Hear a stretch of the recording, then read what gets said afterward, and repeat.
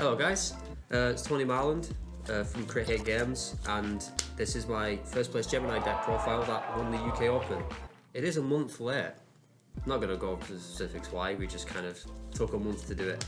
But yeah, this is a deck list, so 2 Gigaplant, this is the main big guy of the deck. Its Gemini effect is you can special summon a plant from hand or grave. It's main combo enabler with cards that you'll see down the line. And then for the more level 4 oriented part of the deck, you've got Dark Valkyria. It's more or less like Break the Magical Warrior, but it pops monsters. Gemini Soldier, he's the main part of the whole other section of the deck with the level 4s and stuff. So his effect is that every time he battles, you get a level 4 Gemini from deck, and he doesn't die by battle once, but you get the effect every time that he battles, which is something that does come up quite a lot, because most people think you can just attack it twice and it goes away, but he does get the effect twice. Blazing Butterfly, this is the main sort of loop tool that you use in the deck, so once you've used like a Dark Valkyria or a couple of other cards, then you want to go into one of these and you want to get stuff out of the grave constantly. And then Double on Fire Blossom, this is main combo enabler with a card you'll see down the line with Gigaplant. Just gets your players going, go crazy. And then some one-offs. Tomb Magician, it's just a tuner. You want to be able to make things like Dark End with Valkyria or stuff like that. Chevalier, you play this because it is, funnily enough, the only 1900 Gemini that we do play. We don't be playing stuff like Neos Alias and things like that. And with Super Vice, it just becomes like an instant +2. Nettles, that's the tuner of the deck that you do like combo seal when you really need. Morphin Jar, you can basically fix bad hands with this, but the main application of it is when you use a little offering, you like set out your opponent's end of their battle phase, and then you're able to just do everything you want to do in your turn without giving your opponent a bunch of stuff. Super Vice, another one of the really big main cards of the deck. You'll often use this in conjunction with Gigaplant. So the whole combo of it is you basically, if you open this and Lone Fire Blossom, you got Lone Fire Blossom, get Gigaplant, put Super Vice on it, bring it back, then go for Nettles, make a level 8 synchro, then Super Vice trigger where it summons a normal monster from your graveyard when it's sent equipped to a Gemini, so you get the Gigaplant back, and then if they don't deal with that next turn, you just make another guy. 3 Gemini Sparks, a Gemini deck. We play a lot of level 4s to accommodate it.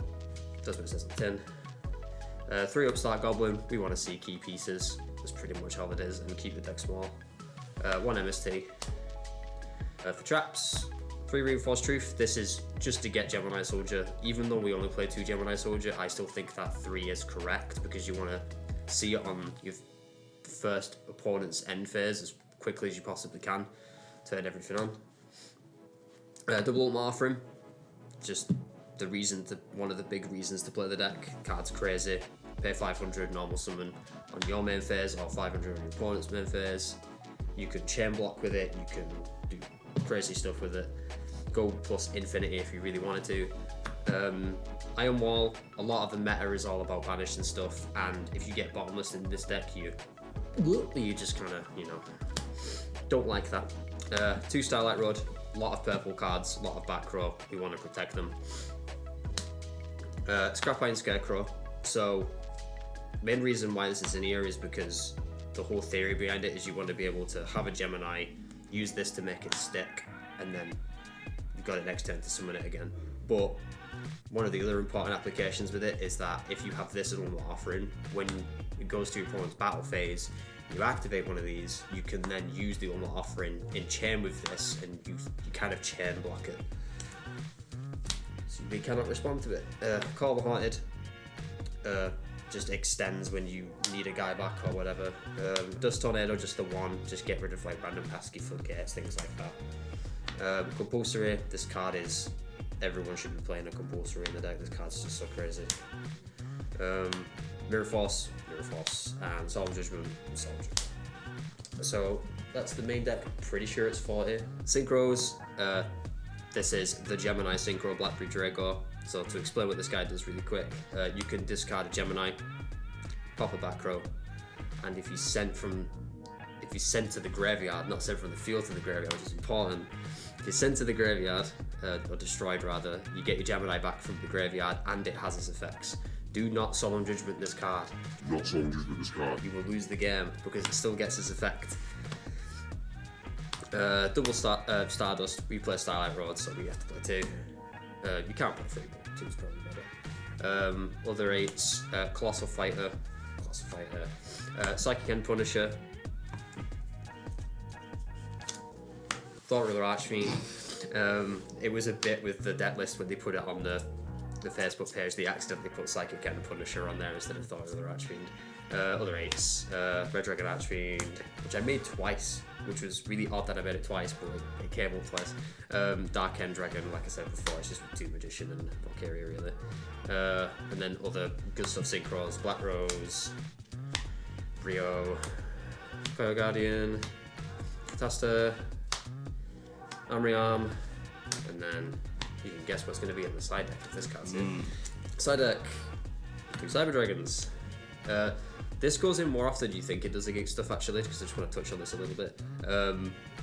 Don't underestimate the power of this card in this deck, especially against matchups where most of their normal summons would be bigger than just like a generic Gemini, because there are hands you have where it's like you do just have like a Valkyria and some back row and nothing else really to play. So against Hero Beat and against Vayu, there was a game that I put it in against some guy because he seemed very fond of just like normal summoning a Sirocco and just kind of chilling with it, so I was like, I kind of wanted something to contest that. And you can always tribute for a Gigaplant, so it's not like the worst thing in the world. 2 Fossil Diner, the Auto Frog one. 2 Pull in the Rug. 2 Light Imprisoning Mirrors.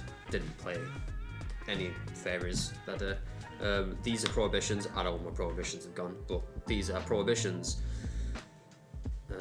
Then 1 Dark Imprisoning Mirror, 1 7 Tools, 1 Titanial, the other Dust Tornado, and Ground Maul. This card's super important in the side deck because with Ultimate Offering you can infinitely, well not infinitely, but you can just keep summoning it out on your opponent's battle phase and they're forced to just bounce stuff, or most of the time they just go, oh well I'm just going to pass because I don't want to lose my ball to a Ground Maul.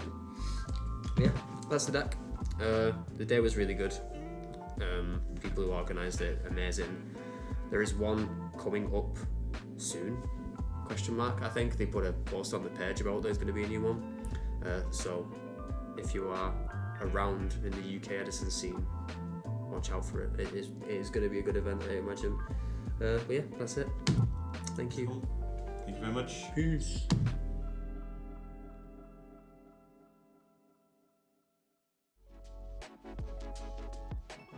Hi guys, I just want to quickly apologise for the delay in getting this video out there. We had some teething issues with it being the first time that I've made any sort of content like this. But if you enjoyed the video, please consider liking and subscribing so it lets us know that it's something that you want to see more of in the future. Lastly, Tony and I just want to give a big shout out to BK Kids Club for inspiring his list, as well as the guys who hosted the tournament on the day. It was a great event and we can't wait to head down for the next one. Thanks again, and we'll see you in the next video.